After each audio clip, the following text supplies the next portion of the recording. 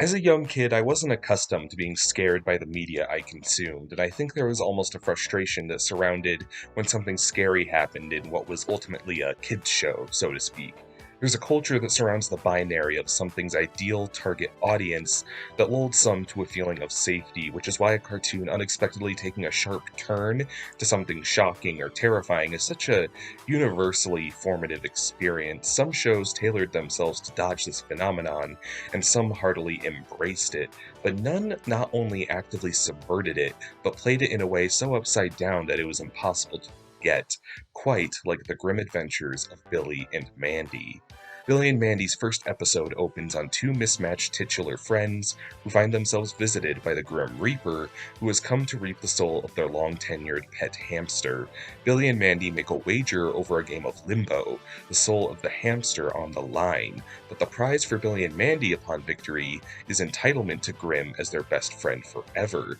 Billy and Mandy manage to win, and as per their agreement, have won Death himself as their eternal plaything. This may sound like the start of a morbid chain of events about mortal youth exploiting powers beyond themselves for horrific means, along the lines of Hellraiser or Death Note, but Billy and Mandy have very little ambition with Grimm's power, outside of their own satisfaction and benefit, subjecting Grimm to a miserable life of granting favors, games, and powers that lead to a myriad of hijinks. Billy and Mandy abducted Grimm on a whim, truly, one which changed the Lord of Death's lifestyle irreversibly, and I think that as a microcosm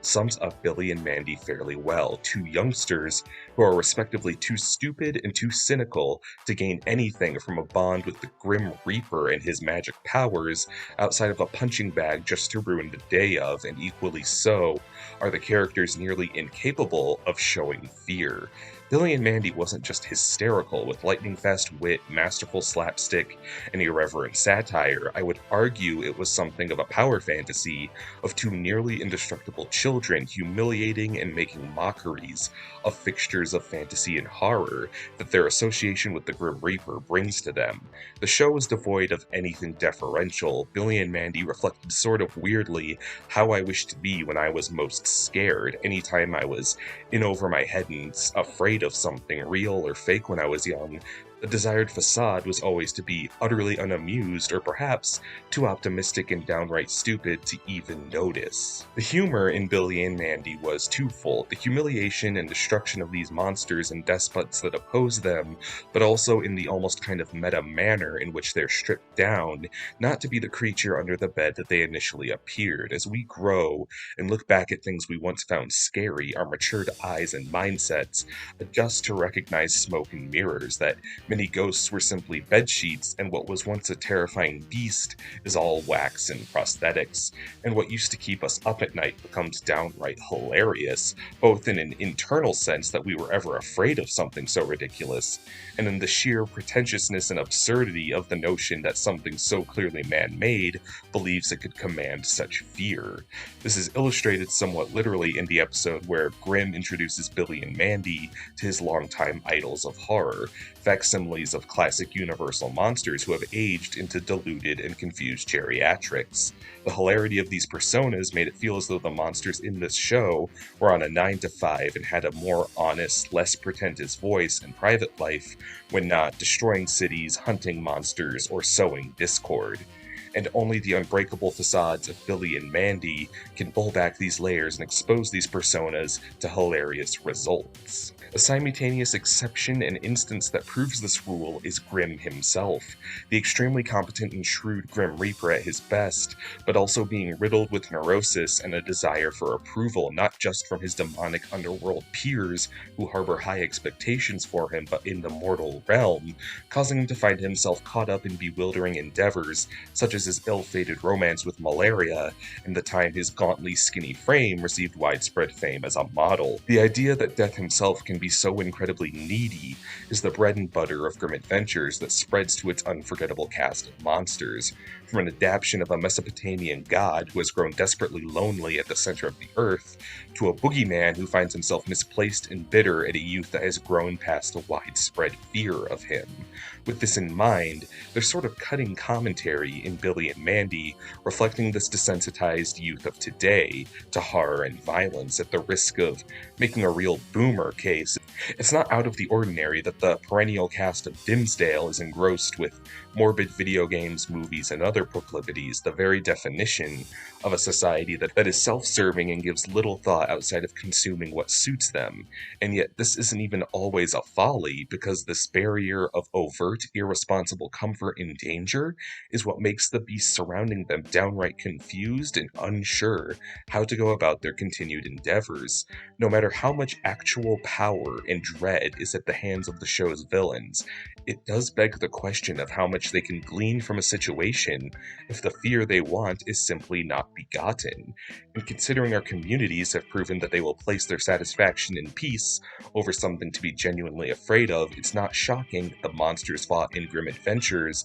often found themselves on a fool's errand to intimidate their prey. This invincibility exuded by the characters is practically exonerated in-universe by the revolving door writing of the show. Presumably by virtue of being pals with the Grim Reaper, the cast of Billy and Mandy often find that their hubris, exuberance, and foolhardy fervor lands them in situations where they're irresolvingly maimed, afflicted, or even destroyed, only to turn up fine in the next episode, as if the writers can sometimes not even excuse the hard-headed nature of the characters at times, and decide to call it a day at their own expense and folly. In this way, the stakes were literally non-existent, and mummies and aliens were never something to genuinely fear, making Billy and Mandy a special kind of comfort food outside of being exceptionally hilarious, and even capable of poking at nostalgia with the deep-cut horror and pop culture references they're home to. What's sort of magical about this principle is that I feel it not only perfectly lampoons its audience,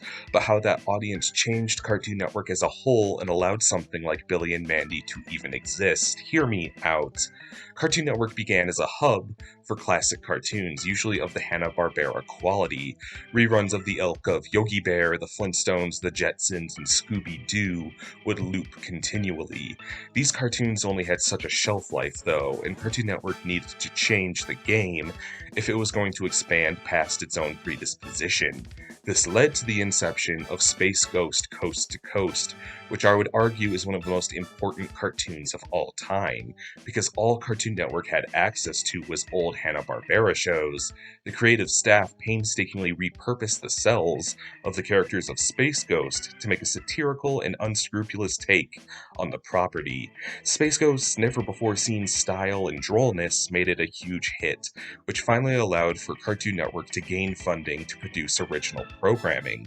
making it the animation juggernaut it is today. My point being that Cartoon Network never grew until it learned to laugh at itself and its hokier characters, which Billy and Mandy not only stands in the spirit of blatantly, but I like to think pays homage to by introducing guest appearances from twisted versions of Cartoon Network characters. When Billy and Mandy deal with demented versions of Yogi Bear and Fred Flintstone, they're making the exact same waves Space Ghost did years ago, the very same waves that they could never exist without. Cartoons should be shameless and unruly. It's the spirit of what allows them to clear the path for their peers, as history has proven, and doing so doubly with icons of horror in a magic fantasy setting is a perfect cocktail to make an unforgettable cartoon experience. The series eventually had a TV movie, Billy and Mandy's Big Boogey Adventure, which was not the show's finale, but I always considered the perfect stopping point for how it captured the show's meaning, as the main villain of the special, the boogeyman, seeks out the long-sought artifact Horror's Hand, which allows the holder mastery over their victim's greatest fears. Grim proves impervious to the hand's effects because he's already living his greatest nightmare, spending every day with Billy and Mandy, and Boogey is defeated when his own weapon is turned upon him, his greatest fear being everyone realizing he isn't scary, as the entire present ensemble laughs at him as he comes upon his humiliating realization. And it's this literal imagery of laughing at the boogeyman that's the precise spirit of the grim adventures of Billy and Mandy, of reaching the point of being too dumb or too jaded to give in to anything that wants to instill fear in you. It's about embracing the flaws you can't shake, because how dense they make you could save your life one day. So be a bit dumb, dim, oblivious, or hubristic. It's better than being scared.